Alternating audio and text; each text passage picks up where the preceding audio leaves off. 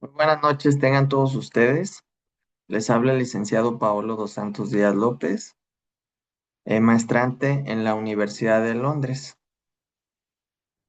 Yo actualmente estoy cursando la maestría en metodología del entrenamiento deportivo en mi cuarto cuatrimestre, en el que llevé la asignatura de nociones del movimiento durante el ejercicio, impartida por el doctor Rodrigo Damián Merlo. Este objetivo de este video es compartir y hacer una síntesis de lo que se vieron en los 4 bloques durante esta materia y los temas que se impartieron por parte del doctor Merlo. En el primer bloque vimos lo que es la estructura macroscópica del músculo esquelético. Fue importante conocer toda la estructura desde cómo se crea a nivel de fibra muscular y cómo pasa o cómo se agrupan los diferentes miofibrillas, cómo generan una fibra muscular, cómo se agrupan en fascículos, mismos que estos están cubiertos por el perimisio, y la fibra muscular, cada una de ellas está cubierta por el endomisio, que es la fibra muscular, es la parte eh, más pequeña que está cubierto por tejido conjuntivo. Y esta fibra muscular se compone de miofibrillas, que las miofibrillas tienen a su vez o albergan la unidad contráctil que es la sarcómera. Entonces, yendo de hacia abajo hacia arriba, la unidad contráctil es lo más básica, que es la sarcómera.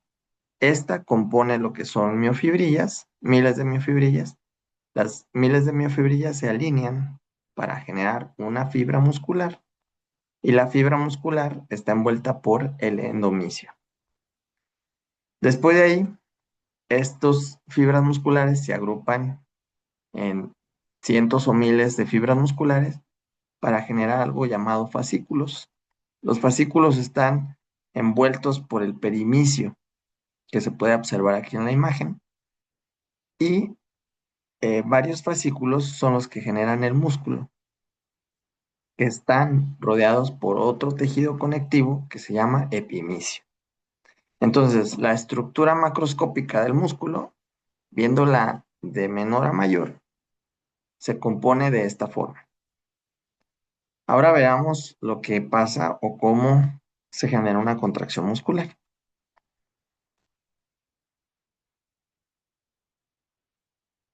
Bien, el sarcómero es la unidad contráctil y es fundamental para todo entrenador o todo metodólogo deportivo, como me estoy formando yo, el saber la estructura y saber su funcionamiento para poder optimizar y poder aprovechar todos los mecanismos que nos ayuden a mejorar, en este caso, la tensión mecánica, que es la tensión que emana a partir de una contracción muscular.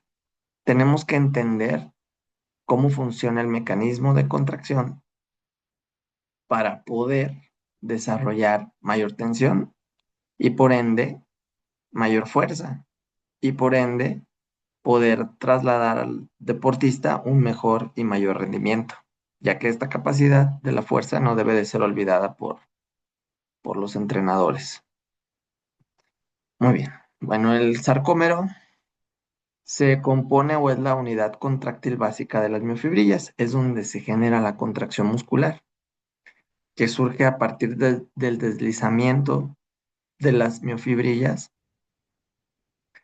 y que a nivel microscópico todo pasa con los filamentos de miosina, los filamentos gruesos de miosina y los de actina. Estas sarcómeras se componen de una banda I, que son llamadas así porque son claras o isotrópicas, y las bandas A, que son anisotrópicas, por ser un poco más oscuras, que albergan las, los filamentos gruesos de miosina. La banda ahí se compone de actina, que son más delgados los filamentos, y la banda de miosina, que son más gruesos. Por eso también pasa menos luz a la hora de verlos en un microscopio. La proteína actinina abarca la mitad de los sarcómeros, y esta proteína es fundamental porque tiene propiedades elásticas para el músculo.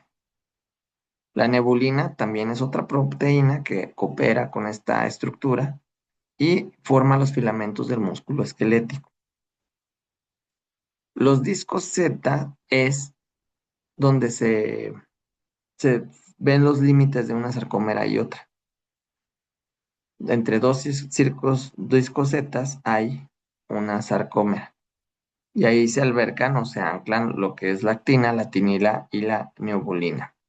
También los discos Z son los que permiten el crecimiento muscular, porque es donde se da la ruptura y se pueden hacer nuevos filamentos de actina y de miosina de forma transversal en el músculo. Por eso el músculo crece cuando lo sometemos a tensión mecánica por medio de ejercicios excéntricos, que eso sería el daño muscular que nos ayuda a generar, por ejemplo, hipertrofia y por ende más fuerza, porque tenemos más unidades contráctiles que nos ayudan a generar más tensión.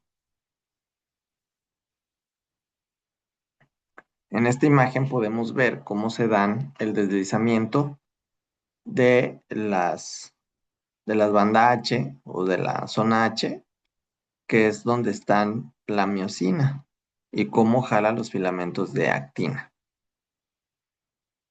Se puede ver cómo desaparece la banda I y la banda H también se desaparece ante una contracción. Y se ven marcados los discos Z, que es, como les comento, donde se delimita eh, un sarcómero. Un sarcómero tiene distancia entre disco Z y disco Z. Bien, entonces, en este primer bloque vimos lo que era la estructura de los músculos y su funcionalidad. Fundamental y básica para el entrenamiento deportivo, este conocimiento metodológico por entrenadores, preparadores físicos, deportistas y metodólogos deportivos. En el bloque 2 vimos lo que son las adaptaciones funcionales obtenidas con el ejercicio físico, que se dividen en adaptaciones centrales, como son en los pulmones, el corazón y los alvéolos. Toda la estructura central del cuerpo, a esta se referencia las adaptaciones de este tipo. El fin de estas adaptaciones es disminuir la frecuencia cardíaca. ¿Por qué disminuye la frecuencia cardíaca? Porque el ventrículo izquierdo del corazón se hipertrofia, lo cual hace que genere más fuerza. Recordemos que este músculo se compone de músculo liso y al tener más fuerza y al tener más espacio ventricular, porque crece también el espacio ventricular, va a bombear más sangre con menos pulsaciones, con menos esfuerzo. Entonces, al bombear más sangre va a tener el mismo surtido de oxígeno en las exigencias deportivas y por ende va a necesitar disminuir su frecuencia cardíaca. Así que es una adaptación al ejercicio bastante funcional para desarrollarse en cualquier deporte e incrementar y exponenciar el rendimiento. Y tenemos por otro lado lo que son las adaptaciones periféricas, que conjugan un menor esfuerzo para el transporte de oxígeno debido al aumento sarcoplasmático. Cuando se incrementa el sarcoplasma, lo que son las hematies se pueden trasladar con más facilidad. Además de que también el músculo liso de las arterias y las venas se dilata. Entonces fluye con más facilidad y por ende el oxígeno también puede eh, llegar con más facilidad al músculo. Además de que también hay vasodilatadores, también se incrementa la vascularización de los músculos. Por esta razón, a nivel periférico puede llegar mejor el oxígeno.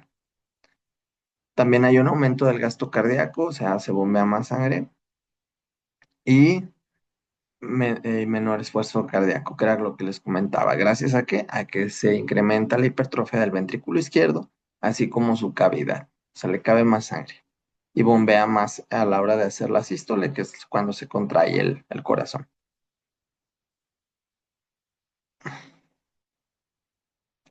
Tenemos adaptaciones agudas. Estas se dan durante el ejercicio. Cuando hacemos ejercicio, se incrementa la frecuencia cardíaca, hay sudoración, hay más gasto energético y las adaptaciones agudas se dan en ese momento.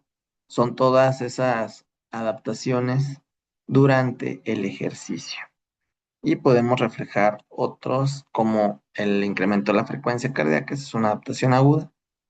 El lactato en sangre también va a incrementar cuando hacemos ejercicio, y los sustratos energéticos disminuyen porque el cuerpo no le queda más remedio más que estar reponiendo energía a partir de los macronutrientes, ya que cuando hacemos una contracción muscular, gran parte de esa energía se divide se va en calor, en las famosas calorías, y una parte de ella se va al trabajo mecánico.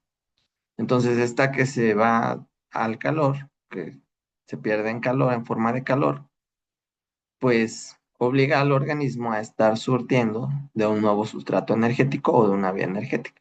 Por eso es que disminuyen. Y por eso bajamos la potencia o nos fatigamos cuando hacemos ejercicio. Y también se disminuye la fuerza debido a esto, también a que hay una menor eh, sustratos energéticos. Las adaptaciones crónicas. Estas adaptaciones son a mediano y largo plazo. Son cuando se dan cuando se acumulan cargas de trabajo. Cuando la carga de trabajo es recurrente, hay un efecto que se llama acumulativo.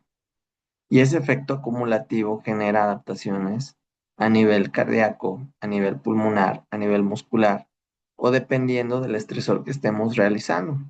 Si estamos haciendo un ejercicio a nivel cardiorrespiratorio, entonces las adaptaciones que les acabo de mencionar, como las centrales, son las que se van a propiciar. Y cuando hacemos un programa sistemático y recurrente, programado y planificado, es cuando se logran este tipo de adaptaciones que al final son las que le interesan al deportista, ya que las adaptaciones agudas, si ustedes dejan de hacer un estímulo, hasta ahí se van a quedar, son adaptaciones que no se consolidan, digámoslo así. En cambio, las adaptaciones crónicas son adaptaciones que se van a consolidar a mediano y largo plazo y que le permiten incrementar el rendimiento a los deportistas.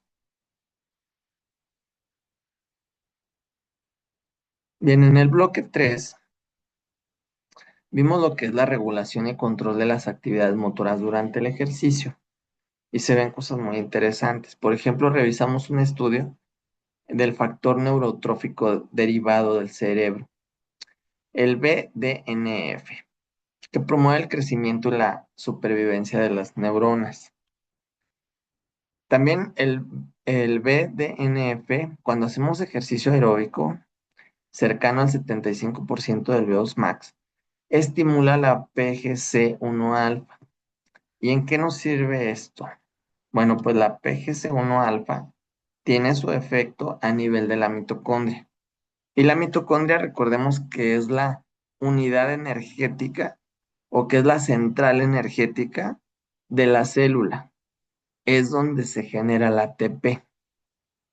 Y al tener más densidad mitocondrial, o sea, más mitocondrias por célula muscular, o por fibra muscular, podemos tener más disposición al ATP y por vías más económicas como son las grasas, por ejemplo.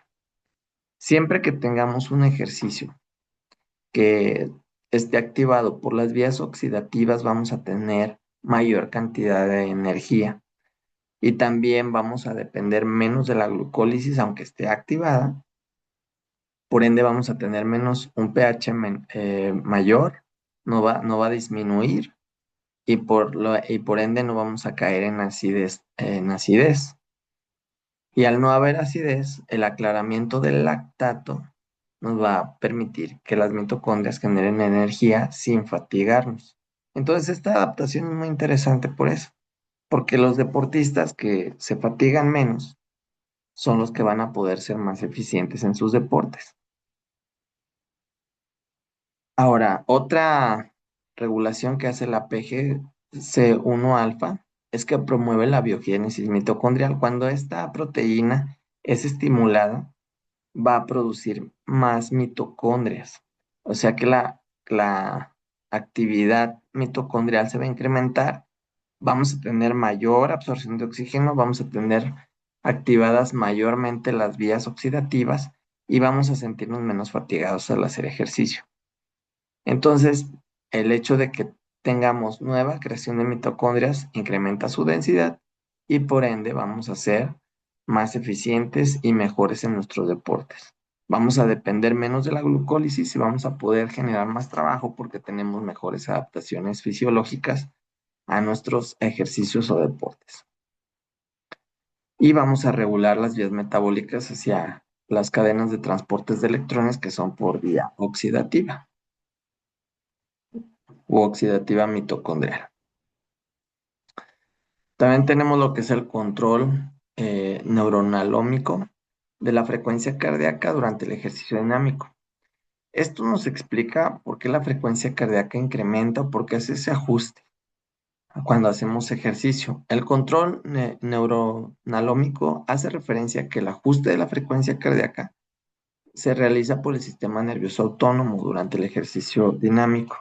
Y exactamente lo que hace es atenuar un poquito el efecto del sistema nervioso parasimpático, que es el que nos mantiene la frecuencia en niveles de reposo. Entonces, cuando hacemos un ejercicio dinámico, entra en función el sistema nervioso autónomo y el aumento de la carga de trabajo está directamente relacionado con el incremento de la frecuencia cardíaca. O sea, no se va a activar el sistema nervioso simpático si no se incrementa la carga de trabajo. Por eso, cuando hacemos entrenamientos de alta intensidad, es importante llegar a ciertos umbrales de trabajo para que la frecuencia cardíaca verdaderamente se estimule y el sistema simpático también tenga esa capacidad de contraste de estar en sentido de reposo a pasar a un trabajo intenso. En el módulo 4 vimos lo que son, déjenme ver, ¿pasan? Aquí. Vimos lo que son las adaptaciones fisiológicas durante el entrenamiento. Estas hay mayor activación de los alvéolos y de la hematosis. La hematosis es el cambio de gases que se da en los pulmones. Esto se da por un cambio de presión. Cuando respiramos, el alvéolo genera presión e intercambia el oxígeno en los vasos sanguíneos que están en las arteriolas y vasos sanguíneos que están en los pulmones y lo intercambia por el CO2. Es la hematosis. Y esto se da en el alvéolo. La eficiencia ventilatoria. El deportista con menos aire puede realizar el mismo trabajo. La disminución de la frecuencia respiratoria en reposo y en esfuerzos moderados. Va a demandarle menos respiraciones y por ende va a tener la misma eficiencia de trabajo. Otra adaptación que se tiene a nivel del entrenamiento es la adaptación hematológica. Aquí pasan cosas muy interesantes. Por ejemplo, se incrementa el volumen sanguíneo total. El incremento del número y tamaño de glóbulos rojos. O sea, va a haber más glóbulos rojos y por ende también va a haber más hemoglobina. Y al haber más hemoglobina va a tener más oxígeno el músculo. Y al tener más oxígeno, va a depender menos de la glucólisis y se van a poder activar las mitocondrias que vimos hace un momento con mayor oxigenación y por ende vamos a ser más eficientes al hacer ejercicio. Por eso son tan importantes las adaptaciones a nivel hematológico. El aumento de la hemoglobina y el hematocrito, como les comentaba, se resume en mejor transporte de oxígeno. Vamos a tener más oxigenado el músculo y por ende vamos a permitirle al músculo que se mueva y trabaje mejor. Somos en sí, pues, seres que trabajan mejor con el oxígeno, somos más oxidativos. Y también se incrementa o hay mayor capacidad de amortiguación del lactato por medio de los buffers sanguíneos, como lo es el bicarbonato. Cuando hacemos ejercicio, una de las adaptaciones es que el cuerpo responde ante la necesidad de incrementar el pH, evitar que baje. Entonces, el aclaramiento del lactato o el aclaramiento del ácido láctico es por medio de los sistemas buffer como el bicarbonato, que ayudan a bajar la acidez, y esta es otra adaptación que tiene el organismo. Entonces, como pueden ver a nivel hematológico también es muy importante el desarrollar y buscar estas adaptaciones o propiciarlas para eficientar a los deportistas en sus respectivas pruebas o deportes. Como conclusiones de este video, podemos tener que es fundamental para el metodólogo deportivo un extenso conocimiento de las estructuras encargadas del movimiento durante el ejercicio, sea a nivel muscular. Tener claro el funcionamiento de estas estructuras y de cómo se gestionan mejor en el deporte. Conocer las bioadaptaciones causadas por el ejercicio físico para propiciar el incremento del rendimiento físico. Y al final es lo que queremos como metodólogos deportivos, es ayudar a los deportistas a que eficienticen todo su mecanismo, todas sus energías y que puedan ser más eficientes a la hora de competir y a la hora de entrenar, buscando las adaptaciones físicas y fisiológicas necesarias para desarrollar sus diferentes deportes. Las adaptaciones físicas eficientizan la actividad metabólica del deportista. O sea, un deportista más eficiente va a ahorrar o va a tener una economía metabólica, lo cual le va a permitir tener mejor rendimiento y mejores resultados competitivos y deportivos. Al final, el mejor deportista es el más adaptado, tanto a nivel central como periférico. Los mejores deportistas son los más adaptados, sean a nivel coordinativo, a nivel físico, en los deportes, en los diferentes deportes, sea maximal o sea en equipo o de actividades psicomotrices. Pero siempre el más adaptado siempre será el mejor. Y bueno, esto sería todo. Muchas gracias. Les habló el licenciado Paolo dos Santos Díaz López, maestrante en la Universidad de Londres, en la maestría de metodología del entrenamiento deportivo. Cualquier duda, suscríbanse a mi canal o escríbanme y quedamos a sus órdenes. Muchas gracias.